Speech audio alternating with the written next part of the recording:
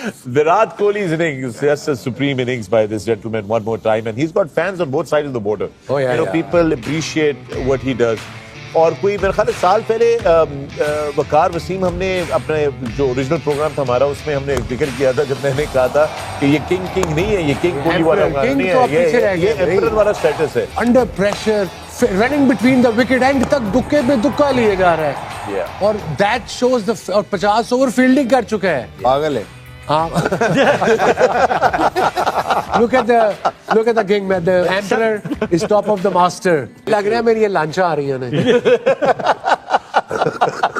भारत की ब्रिगेड थी in action.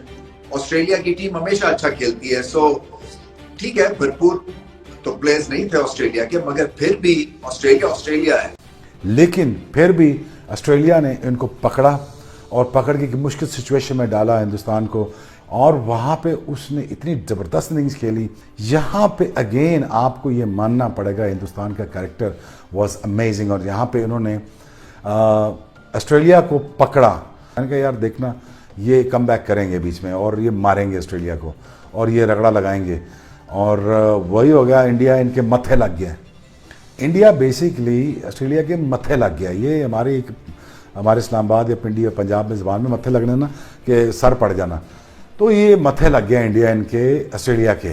दोनों से तगड़ी क्रिकेट हो रही है. लेकिन अगेन आप ये देखिए दोनों के कैरेक्टर्स एक दूसरे के स्किल्स आपस में टकरा रहे हैं, और टकराने के बाद आपको ये नजर आ रहा है कि दोनों लड़ रहे हैं, जान से लड़ रहे हैं. इसलिए लड़ रहे हैं कि जब हर महीने के बाद भारत हमसे 12 महीने आगे निकलता है, because of the skill work, because उनकी क्रिकेट की game awareness, because of the talent उनके पास जो है डग आउट में है या बेंचेस पे बैठा हुआ है, वो हर एक महीने के बाद हमसे 6 महीने आगे निकलते हैं. और हम उस वक्त अफसोस खाते हैं जब हम हार जाते हैं, क्योंकि हमने कोई काम ही नहीं किया हुआ ना. जिस तरह टीम इंडिया ने खेला है, जिस तरह की बॉलिंग की है, 3 बैटर्स भरपूर और फिर 3 बॉलर्स भरपूर, किसी को इजी ना लेना, और उस रिदम में कोई भी आएगा लपेटे में आ जाएगा. सो ये अनस्टॉपेबल है भारत. देखिए जिस मर्जी को खिलाए, वो चाहे लूले लंगड़े को खिला दे, इन्होंने जीतना ही जीत. लेकिन अगर रोहित शर्मा की आप बात सुने, जब भी वो प्रेस कॉन्फ्रेंस जब कोहली से स्कोर नहीं हो रहा था तो वो सवाल करते थे जी कितना चांस देना, और तो वो कहते उसके बारे में पूछ रहे हो, वो इस तरह का जवाब देता था. कोहली के बारे में ये बात कर रहे हैं, या मैं अक्सर सुनी उसकी बात. तो वो उसको पता था, रोहित शर्मा को खुद बहुत बड़ा प्लेयर था, उसको पता था कि कोहली क्या चीज़ है. तो ठीक है, डिसीजन तो बड़ों ने ले लिया. अगर उसको कप्तानी से उन्होंने हटाया है तो रोहित को जिसने बनाया वो बड़ों का डिसीजन था. तो आप कंसिस्टेंट परफॉर्मेंस देखें आप इंडिया की, कितनी जबरदस्त मुझे नजर आ रही है. ये जो बीसीसीआई की जो कंसिस्टेंट एक प्लानिंग थी, उसकी वजह से ये जीते. कंसिस्टेंट प्लानिंग क्या होती है? अगर कोई भी हेड कोच बन गया, उसको पूरा टाइम दिया. मैंने नहीं कभी देखा या सुना कि अगर कोई इंडियन टीम का सिलेक्टर है, कोई भी चेयरमैन आता है, पहली तो बात चेयरमैन मतलब यानी ऐसा आता ही नहीं जो मेरिट पे ना हो. सारे वो नीचे से सिस्टम से उठ के आते हैं, ठीक है, उनके चेयरमैन. ऐसा नहीं होता कि जो गवर्नमेंट इंडिया की आती है वो वजीर आजम उठा के चेयरमैन बना देता है. ऐसा नहीं होता. जो भी बीसीसीआई का चेयरमैन आया, उसने कभी भी कप्तान को नहीं छेड़ा, कभी भी उसने सिलेक्टर्स को नहीं छेड़ा, कभी भी उसने हेड कोच किसी को नहीं छेड़ा. जानिब से मोहम्मद शमी ने 10 ओवर किया, 48 रन दिए, 3 खिलाड़ियों को आउट किया. हार्दिक पांड्या महंगे साबित हुए, 5.3 ओवर में 40 रन दिए, 1 खिलाड़ी उन्होंने आउट किया.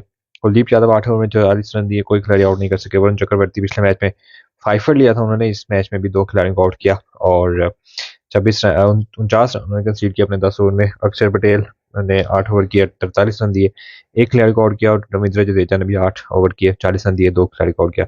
तो ये फ्लेक्सिबिलिटी है रोहित शर्मा के पास के 5 उनके पास हमेशा से ही 6 बॉलर्स उनके पास हमेशा से बॉलिंग ऑप्शंस रहते हैं.